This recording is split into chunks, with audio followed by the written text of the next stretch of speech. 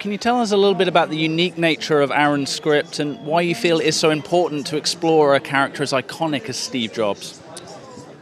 Well, gosh, I mean, that's such a big question. Do you have like 25 minutes? I don't even think I have come to fully understand how nuanced and brilliant Aaron's script is. All I know is that every time I read it and reread it and just played the words out in my head for myself or played the scenes, I found something more every time. The more you apply yourself to it, the more it gives back. It's truly addictive to work on his writing because it is so rich. So that's that. And why is it important to tell stories about iconic people? Probably because they're iconic people, right? I mean, and then everybody knows. There's basically no other man in the last 300 years that has changed our world as much as Steve Jobs. Einstein, I guess. What's that? Like 100 years? No, less. God, when did Einstein die? Give me an answer. When did Einstein die? That's your job. I don't have my Mac with me. I can't look it up. See, scary, right? That's our world. In regards to working with Michael, there was obviously a dysfunction between the relationship between you. How much did you work together on that to work on a backstory? You know, we didn't really work together on it. I mean, of course, I'm sure you know, we rehearsed and then went in to shoot the first act and then stopped and rehearsed again and so on. But, you know, we both kind of went in, I think everybody in the cast sort of went into their own corners, did all of their work, and then kind of wanted to bring that work into the scene, you know. It's sort of like if you were in a boxing ring and you went over to the other guy and you were like, then I'm going to give you a left hook and then I'm going to like knock you out. You know, you're not going to tell him your moves, you know what I mean? And so I think it's sort of more fun in a way to not know what the other person's going to do and you can play together and surprise each other. Oh, he's awesome. Have you met him? Well, you have to meet. He's awesome. You know, he's just lovely. The minute he walks in the room, you know, everybody lights up. He has that kind of charisma. And then just, you know, I don't know. When we were shooting this, I rewatched Trainspotting and that moment where Ewan McGregor dives down into the toilet and how brilliant it was. I mean, his brain dreamed that up. Yeah, he's the coolest. I met Danny. He described the script and the whole story of the film in a fantastic way. He said Act 1 is about vision, Act 2 is about revenge, and Act 3 is about wisdom. And just those three words as a composer was so much to grab hold of. And we had this crazy idea of trying to write 3 different scores for the film, 1 for each act.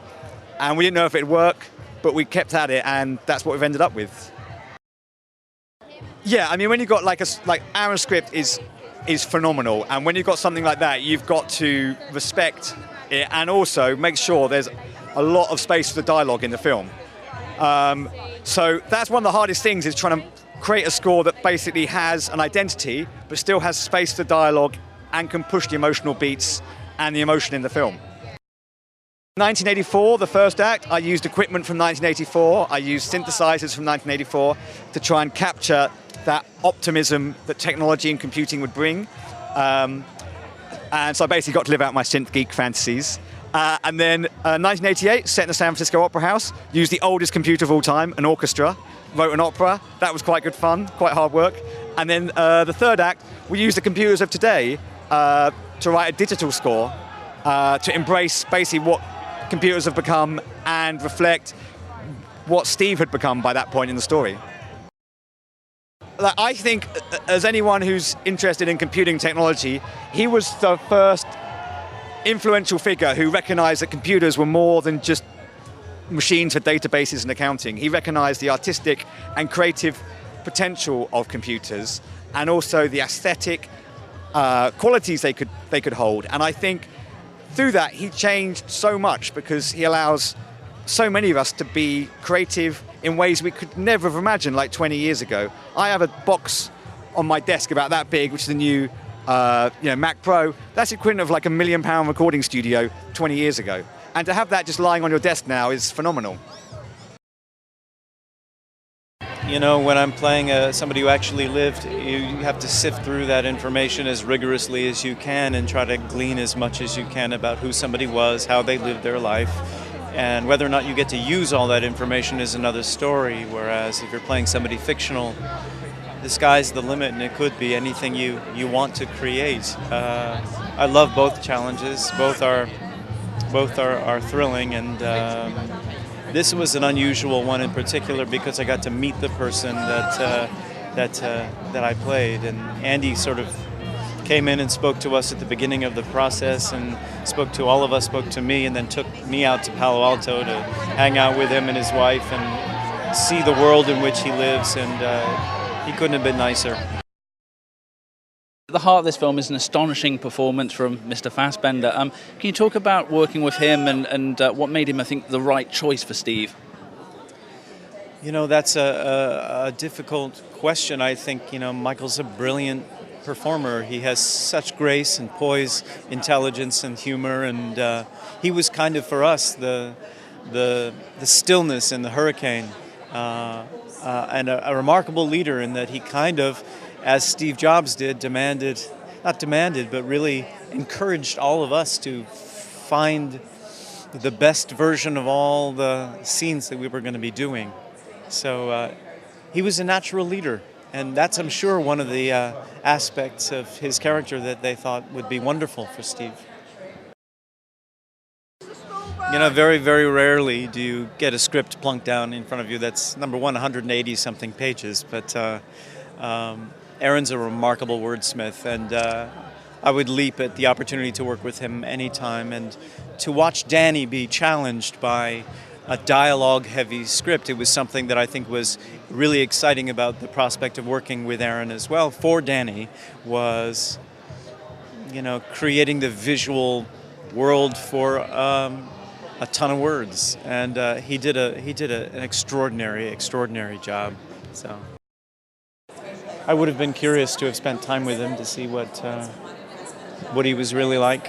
I have a feeling that I would have really enjoyed being around him, just like everybody did. He seemed to have a natural magnetism and a seriousness and a cute sense of humor, too. Yeah, I guess that's. I would hope that we would get on. He gets accused in the film. Somebody says to him, well, Seth Rogen playing Steve Wozniak says to him, "You're not an engineer, you're not a designer, you can't compute, you know, you don't do code. What do you do?" And of course, you feel like that sometimes as a filmmaker, because if the cameras broke, I can't fix them, you know, and I can't act, and I can't do makeup or anything like that. But you kind of try and have a vision of something that you then, all the people who do have those abilities, you synthesize their talents towards that one focal point. So I'm not comparing myself to Steve Jobs, believe me, but there are some similarities to his job to what film directors do. And he was a great storyteller, of course, a great myth maker. And so that's one of the interesting things about doing a story of his that doesn't obey exactly what Apple would like you to believe about him. You know, he actually is independent from these huge companies and actually tells its own story, you know, which we didn't compromise even when we had studio trouble. You know, we kept to our belief in the story as Aaron wrote it.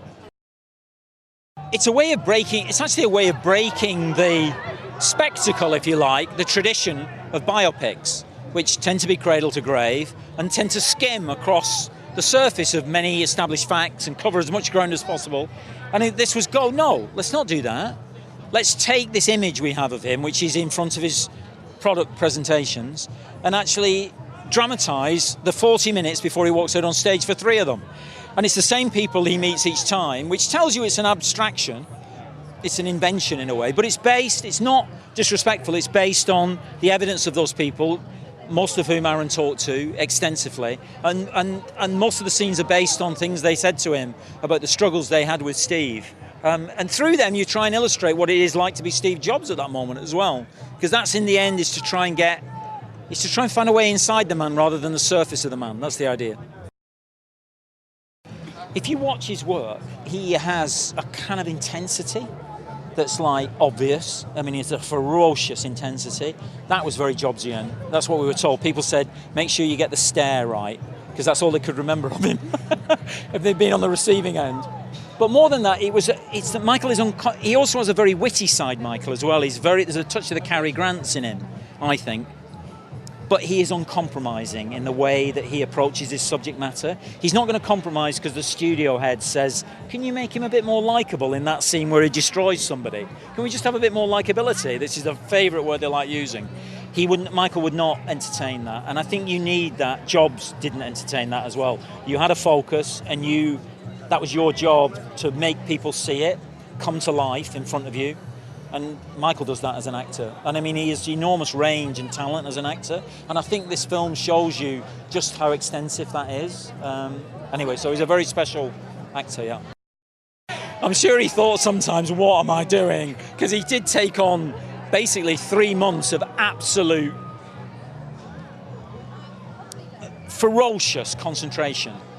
And his approach as an actor is to relax. So all the work has to be done beforehand, and then he can actually just relax in front of the camera. So yeah, I'm sure he regretted it some days, but I'm glad he didn't. I'm glad he finished it.